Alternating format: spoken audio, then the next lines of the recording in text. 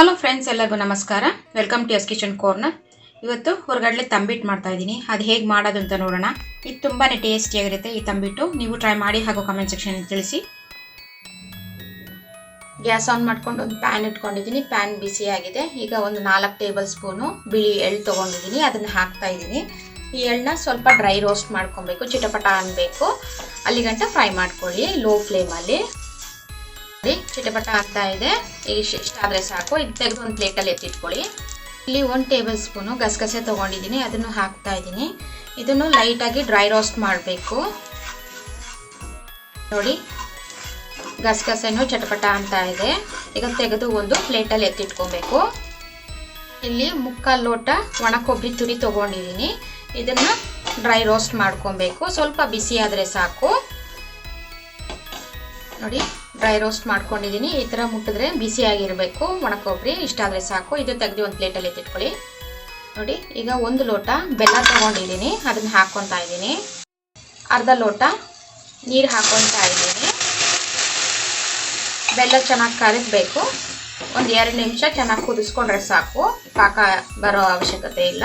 ಒಂದು 2 ನಿಮಿಷ ಚೆನ್ನಾಗಿ ಕುದಿಸ್ಕೊಬೇಕು ಬೆಲ್ಲ ಕರಗಾದ್ಮೇಲೆ.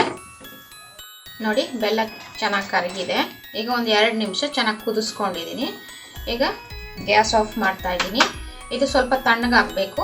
ತಣ್ಣಗಾದ್ಮೇಲೆ ಸ್ಟ್ರೈನರಲ್ಲಿ ಸ್ಟ್ರೈನ್ ಮಾಡ್ಕೊಳ್ಳಿ.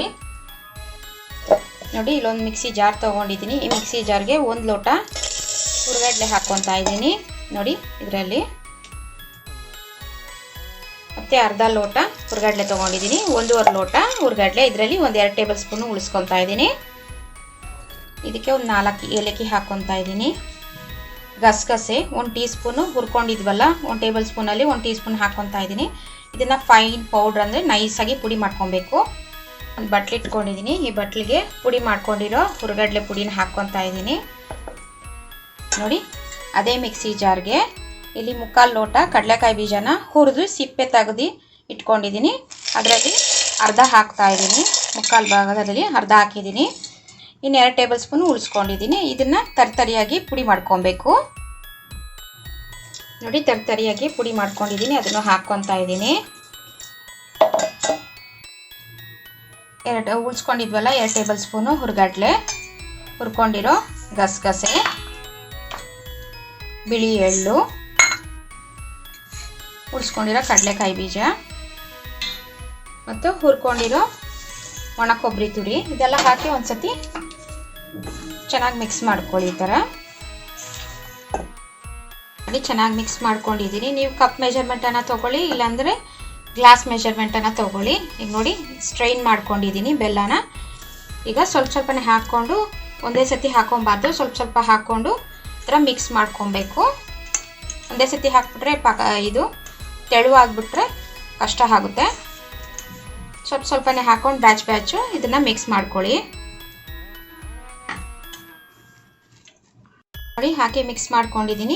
ಈಗ ಒಂದು 2 ಟೇಬಲ್ ಸ್ಪೂನು ಬೆಲ್ಲದ ನೀರು ಉಳಿದಿದೆ. ಇದನ್ನು ಕಾಫಿ ಇಲ್ಲ ಟೀಗೆ ಉಪಯೋಗಿಸ್ಕೊಬೋದು. ನೋಡಿ, ನಿಮಗೆ ಎಷ್ಟು ದಪ್ಪ ಉಂಡೆ ಬೇಕು ನೋಡಿ ಉಂಡೆ ಮಾಡ್ಕೊಬೋದು. ನೋಡಿ, ಇದರಲ್ಲಿ ನನಗೆ 15ರಿಂದ 16 ಉಂಡೆ ಆಗುತ್ತೆ. ನೋಡಿ, ಥರ ಎಲ್ಲ ಉಂಡೆನೂ ಮಾಡ್ಕೊತಾ ಇದ್ದೀನಿ. ನೋಡಿ, 16 ಉಂಡೆ ಆಗಿದೆ. ಇದು ತುಂಬಾ ಟೇಸ್ಟಿಯಾಗಿರುತ್ತೆ ಹುರಗಡ್ಲೆ ಉಂಡೆ. ನೀವು ಟ್ರೈ ಮಾಡಿ ಹಾಗೂ ಕಮೆಂಟ್ ಸೆಕ್ಷನಲ್ಲಿ ತಿಳಿಸಿ. Signing out from S kitchen corner. Thank you.